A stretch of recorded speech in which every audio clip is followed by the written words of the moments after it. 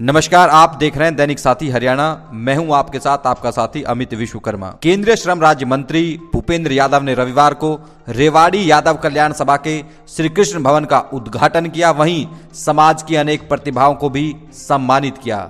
इस दौरान हरियाणा ही नहीं, राजस्थान के विधायक भी मौजूद रहे। वहीं दूसरी ओर गुरुग्राम सांसद का रेवाड़ी में मौजूद होने के बावजूद नहीं पहुंचना भी चर्चा का विषय बना रहा। इसको लेकर यादव सभा के प्रधान ने कारण भी गिनवाए। वहीं रेवाड़ी के गांव डहीना के बेटे दीपक यादव की एंट्री भी बेहद चौंकाने वाली रही और प्रेरक भी थी। वहीं दीपक यादव ने भी दिल खोलकर सभा के लिए दान देने की घोषणा कर दी। रविवार को अहिरवाल के दो दिग्गजों के अलग अलग कार्यक्रम चल रहे थे, लेकिन जिस तरह से केंद्रीय मंत्री भूपेंद्र यादव की पूरी स्पीच अहिरवाल व युवाओं के साथ देश पर केंद्रित होने के अलावा युवाओं को प्रेरित करने वाली रही, सभी को देखनी चाहिए। भूपेंद्र यादव ने बताया कि जिस तरह से अहिरवाल का बेटा बाबा रामदेव अमेरिका के शेयर मार्केट में घंटी बजाकर झंडा बुलंद कर रहा है, यहाँ के युवाओं को इस थ्योरी पर काम करना होगा। उन्होंने मैं और मेरे की बजाय कहा कि अहिरवाल के लोग यदि अपने गुण व क्षमता का प्रयोग करें तो अलग अलग क्षेत्रों में देश के 140 करोड़ लोगों का नेतृत्व कर सकते हैं। 16 फरवरी को एम्स शिलान्यास करने खुद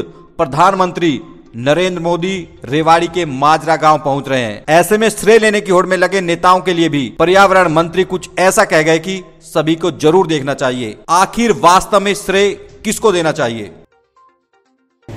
आप ये मान के चलना कि दुनिया बहुत तेजी से बदल रही है।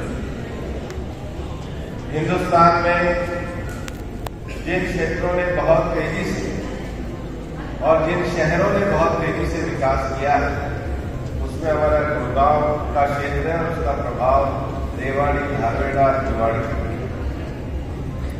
हम एक ऐसे क्षेत्र में निवास करते हैं जहां पर यह माना जाता है कि भारत में और भारत के द्वारा दुनिया में सर्वाधिक विकास की संभावनाएं हैं, तो वो विकास की संभावनाएं इन क्षेत्रों में। आप ये मान के चलना कि प्रधानमंत्री जी के नेतृत्व में जब 10 साल पहले वो सरकार में आए थे तो हिंदुस्तान को कहा जाता था कि हिंदुस्तान दुनिया की 5 डगमगाती अर्थव्यवस्थाओं में है, और आज दुनिया की 5 सबसे बड़ी अर्थव्यवस्थाओं में है, तो भारत की अर्थव्यवस्था। और जब मैं कह रहा हूं कि भारत की 5 सबसे बड़ी अर्थव्यवस्थाओं में है, तो आप ये मान करके चलना दुनिया के भारत के सबसे बढ़ते हुए 5 प्रमुख शहरों में है, तो हमारा इलाका और हमारा अहिरवाल का इलाका। मैं आपसे एक चीज कहना चाहता हूं। मैं कहना चाहता हूं कि तरक्की की रफ्तार को अगर ढूंढना है, ये जो भवन आपने बनाया है, इस भवन का उपयोग उस वैश्विक नेतृत्व को, उस औद्योगिक नेतृत्व को, उस सामाजिक और सांस्कृतिक नेतृत्व को लेने वाले और कैपेसिटी बिल्डिंग करने वाले नौजवानों के लिए होना चाहिए। और आप ये मान के चलो, आप लोगों को कुछ चीजों पे बड़ा गर्व करना चाहिए। महेंद्रगढ़ जिले के अलीपुर गांव में गुरुकुल से पढ़ा हुआ व्यक्ति दुनिया में योग की क्रांति ला करके न्यूयॉर्क में जाके अगर अपना शेयर मार्केट में अपने शेयर के लिए घंटी बजा सकता है, तो रामदेव की विकास के हमारे सामने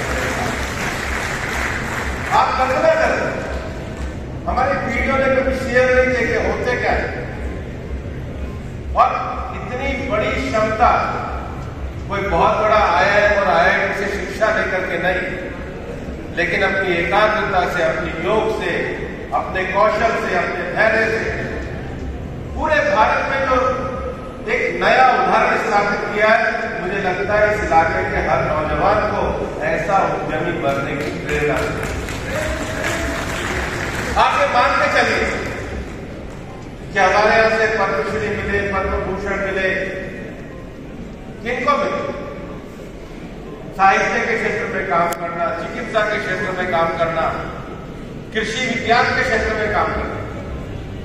आने वाली दुनिया ये नई इकोनॉमिक ताकत पर खड़ी होने वाली दुनिया है। इसको सामान्य विषय के साथ आप छोड़ नहीं सकते। मेरा तो यह सौभाग्य है कि माननीय प्रधानमंत्री जी ने मुझे भारत का पर्यावरण मंत्री बनाया और पर्यावरण मंत्री बनने के बाद मैंने दुनिया के लगभग 30 से 40 शहरों का भ्रमण किया। पिछले 3 वर्षों में दुनिया में पर्यावरण को लेकर के जो अंतर्राष्ट्रीय वार्ताएं चलती हैं, माननीय प्रधानमंत्री जी के आशीर्वाद से उस अंतर्राष्ट्रीय वार्ताओं में मेरे को भाग लेने का अवसर मिला और मेरे को देखने के बाद लगा कि हमको भी अगर विकास के लिए आगे जाना है तो अपनी दृष्टि और दृष्टिकोण को बदलना होगा। आप ये मान के चलिए कि ये जो रटा रटाया संसार 40, 50, 60, 100 सालों से जिसके बीच में आप रह रहे हैं दुनिया नहीं है। अगर आपको लगता हो कि आप ये व्हाट्सएप देख करके और कोई बहुत ज्यादा जानकारी लग रही है, तो दुनिया नहीं है। ये दुनिया वही है जो अपने चित्त को और मन को एकाग्र करके कोई भी लक्ष्य हासिल करके आर्थिक और सामाजिक रूप से दुनिया में अपना झंडा गाड़े, वो वाली दुनिया है। और इसको जीतने का संकल्प हमारे नौजवानों को, लड़कों को, लड़कियों को लेना। हमारा कोई इतिहास 100, 200, 500 साल का नहीं है। आप ये मान के चलो कि जिन योगेश्वर कृष्ण के नाम पर आप एक भवन का उद्घाटन कर रहे हैं। संसार ने इतनी तरक्की करी है, साइंस ने इतनी तरक्की करी है, लेकिन वो आज भी ये नहीं तय कर पाया है कि इतनी तरक्की करने के बाद भी क्यों मनुष्य का मन हमेशा बेचैन रहे। पश्चिम की दुनिया काफी साइकोलॉजी पर बहुत सारी किताबें लिखी हैं, लेकिन अब दुनिया को ये समझ में आ रहा है कि सारी तरक्की करने के बाद मनुष्य का बौद्धिक पक्ष, इंटेलेक्चुअल आगे कर सकते हैं, मनुष्य का शारीरिक पक्ष आगे कर सकते हैं, आर्थिक पक्ष आगे कर सकते हैं, लेकिन भावनात्मक पक्ष को अगर नियंत्रण किया जा सकता है तो विद्या केवल योग, सांख्य और भगवान कृष्ण के द्वारा दिए गए दूर हो जाओ। ये इतना बड़ा संसार का मैनेजमेंट का ग्रंथ है। ये इतना अपने आप को सेल्फ प्रिपरेशन करके दुनिया के सामने रखने का मंत्र है। ये कहा भी जाता है और महाभारत में कहा भी गया है कि सांख्य से बढ़कर के ज्ञान नहीं है और योग से बढ़कर के बल नहीं। ये परंपराएं आर्य समाज के कारण हमारे इलाके में आई। हमने इस इलाके में उन परंपराओं के कारण आडंबरों को छोड़ने का काम किया, रूढ़ियों को छोड़ने का काम किया, लड़कियों को पढ़ाने का काम किया, नशा मुक्ति के लिए काम किया, समाज में नए संस्कारों, गीतों और प्रवचनों को आगे बढ़ाया। लेकिन पिछले 10-20 सालों में ये खुशी की बात भी है कि हमारे इलाके में बहुत धन संपदा और पैसा आई है, जमीनों के दाम भी बढ़े। मैं इससे खुश हूं, लेकिन मेरे को लगता है कि ये सारी धन संपदा आने के बाद जो जोश हमारे में आया है, उसमें होश को अपनाना, उसमें वापस से उस नए मूवमेंट को, नए विषयों को, नई चीजों को चलाना होगा। क्योंकि हम तो 1 या 2 व्यक्ति के हिसाब से 10, 20, 5, 50 साल के लिए समाज नहीं चलता। आने वाली दुनिया को जीतने के लिए अपने नौजवानों का वो शारीरिक, मानसिक, उसके साथ साथ आध्यात्मिक रूप से हम उत्थान करें, उसके लिए हमको काम करना। अगर भवन बना लिया, भवन में बहुत सारे विषय खड़े करें तो वो तो अच्छा है, भवन एक्टिविटी के लिए अच्छा है। लेकिन अगर एक्टिविटी केवल बातचीत, राजनीतिक आलोचना, समालोचना, एक दूसरे को ऊपर नीचे करने में रहेगी तो फिर तो यही कहा जाता है कि बहुत सारे स्तूप हिंदुस्तान में और बहुत धर्म जापान में। खाली स्तूप बना लेने से, बिल्डिंग बना लेने से गौरव तो होता है, अच्छा तो लगता है लोगों को, मेरी बातें जो है स्पष्ट, लोगों को अच्छा लगता है कि मेरे को बड़ा गौरव हुआ। लेकिन जिन्होंने ये भवन को खड़ा किया है, जिन टैंक ने इस भवन को खड़ा करने का विषय दिया है, मुझे आज जान करके बहुत अच्छा लगा कि अब आप यहाँ पर मेडिकल की एक्टिविटी को चला रहे हैं, आप यहाँ पर लाइब्रेरी के विषय को चला रहे हैं और ये चलाने के लिए हमें आगे बढ़ना चाहिए। लेकिन आज की शिक्षा पद्धति में जो सबसे बड़ी चुनौती है, जो हमारी शिक्षा पद्धति का कमर्शियलाइजेशन है, हम बच्चे को भी एक प्रोडक्ट बनाना चाहते हैं, उसका व्यक्तित्व नहीं बनाना चाहते। प्रोडक्ट और व्यक्तित्व में अंतर होता है। प्रोडक्ट बनकर आप 10,000, 20,000, 50,000, 1 लाख, 2 लाख, 5 लाख, 10 लाख का पैकेज पालोगे। मैं बहुत सारे बच्चों को देखता हूँ, मिलता हूँ, बातचीत करता हूँ। ये प्रोडक्ट पढ़ के अपनी जमीन से कटने का काम हम कर सकते हैं। हमको केवल बच्चों को प्रोडक्ट नहीं बनाना है, हमें उन्हें पर्सनैलिटी बनाना है, व्यक्तित्व बनाना है। इस हद तक को समझने का काम है। और ये जो व्यक्तित्व बन सकता है, ये सीधे सीधे अहिरवाल में अगर हम वापस से गीता के स्वाध्याय को शुरू करेंगे, तभी योगेश्वर कृष्ण के इस भवन से हम नई परंपरा का शुरुआत कर सकते हैं, जिसके लिए बाहर के आडंबर की आवश्यकता नहीं है, जिसके लिए कोई नारे की आवश्यकता नहीं है, जिसके लिए किसी और चीज की आवश्यकता नहीं है, जिसके लिए सीधे अपने व्यक्तिगत जीवन में परिवर्तन लाने की आवश्यकता है। रणबीर सिंह कह रहे थे प्लास्टिक के विषय को लेकर, पर्यावरण एक बड़ा विषय है और इसलिए बहुत सारे विषय हैं। आप लोगों ने भी मुझे ज्ञापन दिया, तो उस पर विचार करेंगे, संवाद करेंगे, लेकिन उसके साथ साथ हमको एक जगह पे बंद करके ना रह जाए, हमको एक विषय से बंद के ना रह जाए। हमें एक बड़े व्यापक तरीके से समाज में नए विषयों को खड़ा करना होगा। खेल बहुत बड़ी चुनौती है, दुनिया के उद्योग बहुत बड़ी चुनौती है, डिजिटल कम्युनिकेशन बहुत बड़ी चुनौती है, लैंग्वेज में कॉम्पिटेंसी आना बहुत बड़ी चुनौती है, चिकित्सा क्षेत्र में आगे बढ़ना बड़ी चुनौती है। और हम हमेशा आगे मार करके चलना। क्या मैं तो बहुत ज्यादा गोवर्धन की परिक्रमा करता हूँ, क्यों हजारों साल लोग गोवर्धन की परिक्रमा करते हैं? क्योंकि गोवर्धन में श्री कृष्ण ने समाज के सभी वर्गों को अपना आश्रय दिया। हम जब आगे काम करने के लिए निकलते हैं तो ताकत अपने समाज की मिलती है, लेकिन हम आश्रय समाज के सभी वर्गों को सबके लिए गोवर्धन उठाने का काम किया, इसलिए आज ये भाव बड़ा है और इस भाव का लक्ष्य बहुत बड़ा है। अभी कुछ दिनों पहले हमने देखा पूरे देश ने राम जन्मभूमि के गौरवशाली क्षणों को देखा। आप ये मान के चलिए कि 500 साल पहले इस देश के जो मूल सांस्कृतिक तत्व थे, जिस पे निष्ठा रख के, जिस पे विचार रखकर लोग अपने जीवन को जिया करते थे, हम अपने रामायण और महाभारत को इतिहास मानते हैं, ऐसे विषयों को चुन चुन करके तोड़ने का प्रयास है। हमारा शासन नहीं रहा, जिनका शासन रहा उन्होंने कभी समाज की बात को माना नहीं, समाज संघर्ष करने की भावना को कभी छोड़ नहीं पाया। और 500 साल पहले मैं इस मैटर में लॉयर रहा, 20 साल तक इस केस में लगातार मैं लखनऊ हाईकोर्ट से लेके सुप्रीम कोर्ट तक रहा। लिटिगेशन के बारे में देखे, जब मुगलों के जाने के बाद जब ब्रिटिश राज आए तो पहली बार 1885 में पंडित हरिकृष्ण शास्त्री के अदालत में उस समय के दीवानी कोर्ट अयोध्या में अर्जी दाखिल की गई। 1936 में की गई, 49 में की गई, 51 में की गई, 61 में की गई, 81 में देवकीनंदन जी ने केस लगाया। जो भी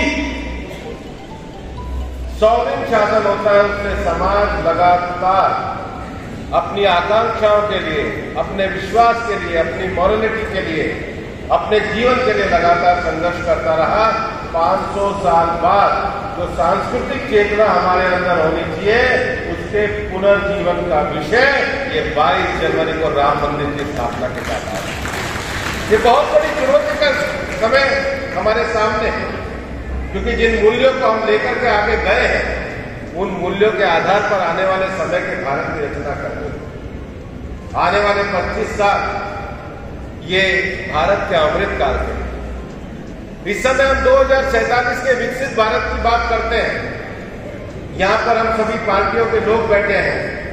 विकसित भारत होने में किसी को असंतोष होना ही नहीं चाहिए। विकसित भारत आप राज्य में आके करो, हम राज्य में आके करें, तीसरा आदमी आके राज्य में करे, उससे कोई दिक्कत नहीं है। लेकिन विकसित भारत का संकल्प पूरा कैसे करेंगे?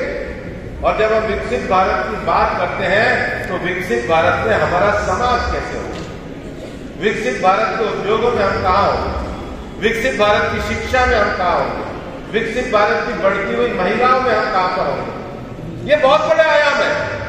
आपका समाज छोटा है, आयाम बड़े हैं। इतने बड़े आयाम है कि हम जितनी तरक्की करना चाहें उतनी तरक्की कर सकते हैं। और मेरा ये मानना है, मैं जितना अहिरवाल के लोगों को देखा है, मिला हूं और जितना मैं जानता हूं कि हम कितना ही कर ले, 140 करोड़ तो नहीं है, लेकिन हमारी ताकत इतनी है कि अगर हम अपने गुण और क्षमताओं का विकास करें तो 140 करोड़ का अलग अलग क्षेत्रों में नेतृत्व करें। इतनी ताकत इस इलाके के नौजवानों। आपने यहां पर मेरे सामने कुछ विषय रखे। सबसे पहले तो आपने कहा कि यादव कल्याण सभा के सभागार की फर्निशिंग करवाना, तो कभी कभी सहयोग होता है। हम कोई चीज की अपेक्षा करते हैं, परमात्मा किसी को भेज देता है। भेजा तो नहीं है। हमारे दीपक यादव जी यहाँ पर है। दीपक जी आओगे? आ जाओ। दीपक जी मेरे को बिहार में मिले थे।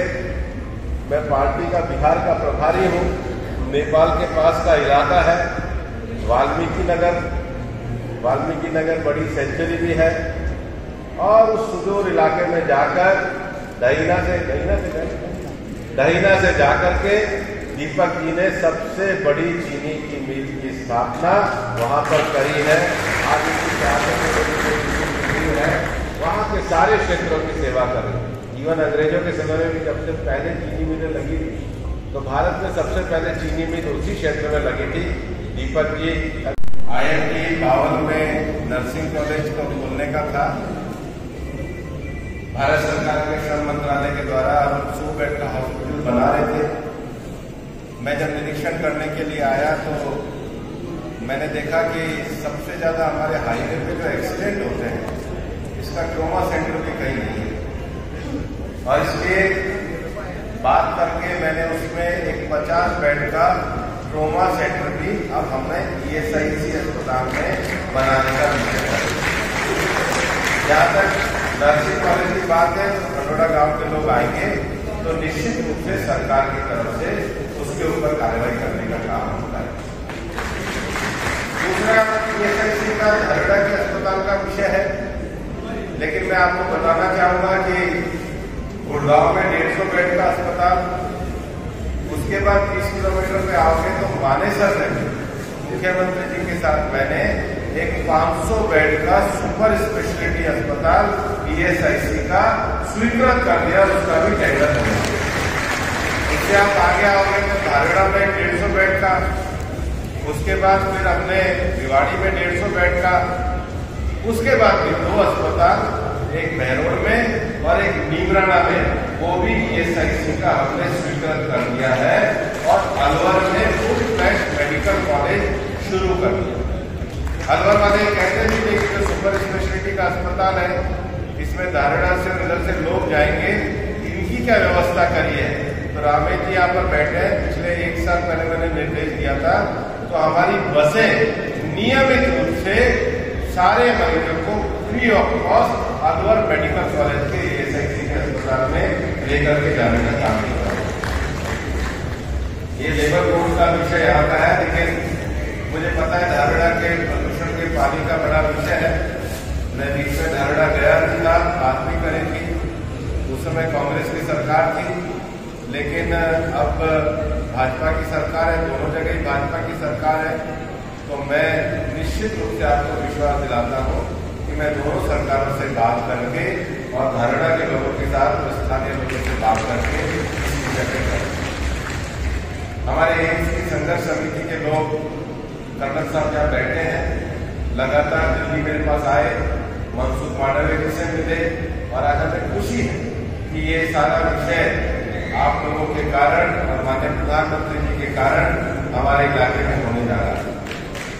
मैं बहुत ज्यादा आपको नहीं कहना चाहता, लेकिन मेरा एक मानना है कि महासभा इस बात को शुरू करे।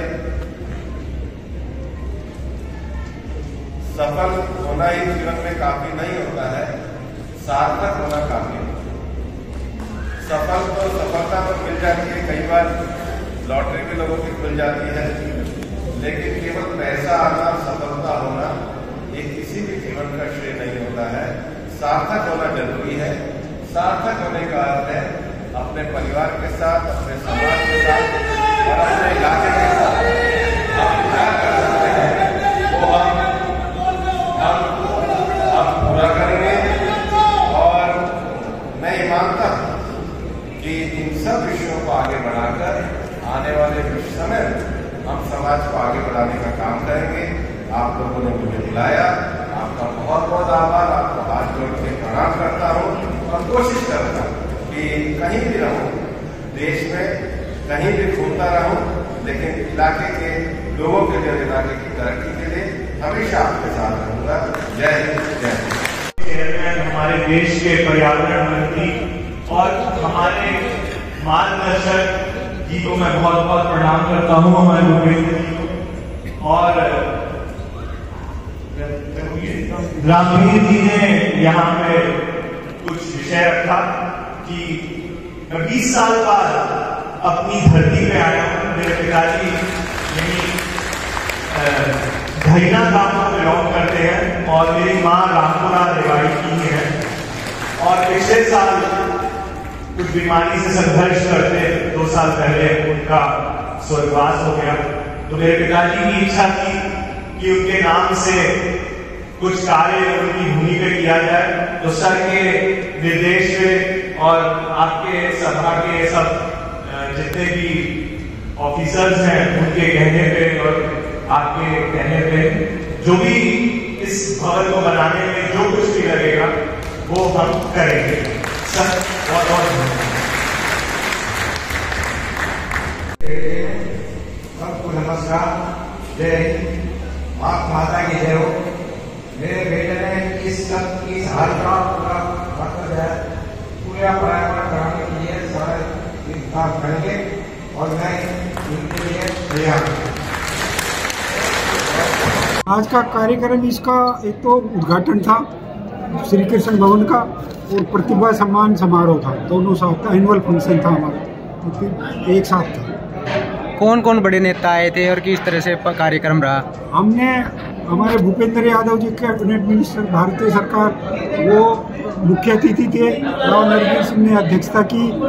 रणधीर कापड़ीवाल जी आए, विक्रम यादव ठेकेदार आए, डॉक्टर अरविंद यादव आए और अपने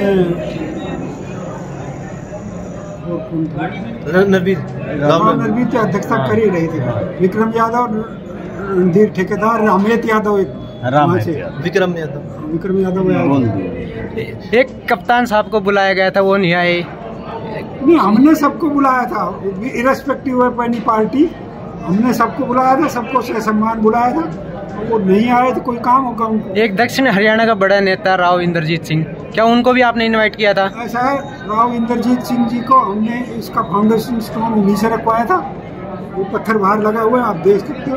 उनसे संपर्क किया था, उनके पास समय की कमी थी, इस वजह से नहीं। आज रेवाड़ी में ही थे वो राव इंद्रजीत साहब, उनका बर्थडे पहले से प्रोग्राम तो पहले लेना पड़ता है। प्रोग्राम तो एक समाज, अचानक थोड़ी आएंगे। नहीं, एक समाज का प्रोग्राम था तो कुछ समय दे देना चाहिए, क्योंकि जन्मदिन तो यहाँ पे थोड़ा सा मना देते समाज की तरफ से। पहले कोई बात हुई थी तो वो उस समय नहीं दे पाए थे, तो उस वजह से। अच्छा, उन्होंने ये तो हमने पहले तय कर लिया था ना सबको, वो उस समय उनको अवेलेबिलिटी नहीं थी। वो तो आज अकस्मात ये कार्यक्रम होगा कि उनका जन्मदिन भी था और हमारा एक आप भी अच्छे से उत्साह के साथ उनका जन्मदिन मनाते अगर आते तो। नहीं, हम अब भी उनका उत्साह से उतना ही जन्मदिन की उतनी खुशियाँ हुई जितनी और लोग कर रहे हैं। हम मिलने में मैंने भी उनको धन्यवाद दिया है उसमें। नहीं, एक आज जाता 4 चांद और लग जाता कि समाज के बड़े नेता है दक्षिण हरियाणा के। हमारे सबसे बड़े नेता है हीरवाल के, उनका तो कृतज्ञता से ये भवन बना है। जमीन दिलाने में उनका योगदान रहा, 36 लाख रुपए भी उन्होंने दिए। अच्छा, ऐसा नहीं है, उनका योगदान को हम डिनाई नहीं कर सकते, उनका बहुत बड़ा योगदान। सम्मानित भी किया है, कितने लोगों को सम्मानित किया गया है? लगभग 300 लोगों को सम्मानित किया है।